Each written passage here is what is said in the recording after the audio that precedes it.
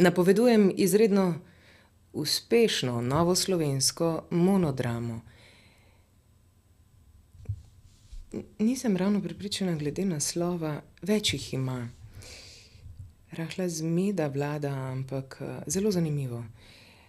Vabilo tedna, Andrej Rozman Roza. Passion de Prešeren, lahko bi se brali tudi Passion de Prešeren, nekaj takega. To je ena predstava, ki je mono, solo, ko se reče komi-tragedija, to je nasprotje od tragikomedije.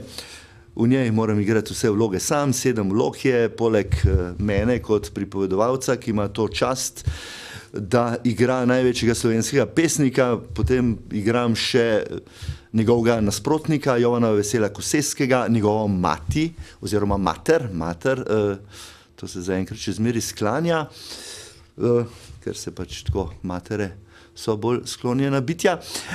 Potem igram njegovo prvo muzo, Zalko Dolenc, to je ena zelo lepa krčmarica, se jo mislim, da splača predvsem zaradi nje iti predstavo pogledati.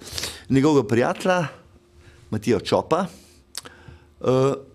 pa verjetno še koga, pa urednik, poklicni živinozdravnik, dr. Janez Blajvajs, sicer ljubiteljsko tudi oče slovenskega naroda. To so te osebe.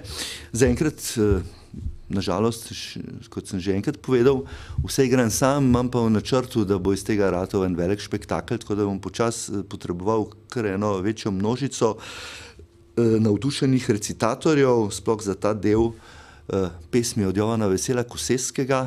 To so zelo lepe, take, mislim, zazvenijo res šele, če jih vsaj 20 ljudi recitira. Zdaj bi vam kakšno povedal, ampak ni še taka ura, da bi jaz bil sposoben ta spomin priklicati. Ob 20-30 uri šele začnem igrati, v sredah pa četrtkih v Kud France Prešeren, Passion de Prešeren.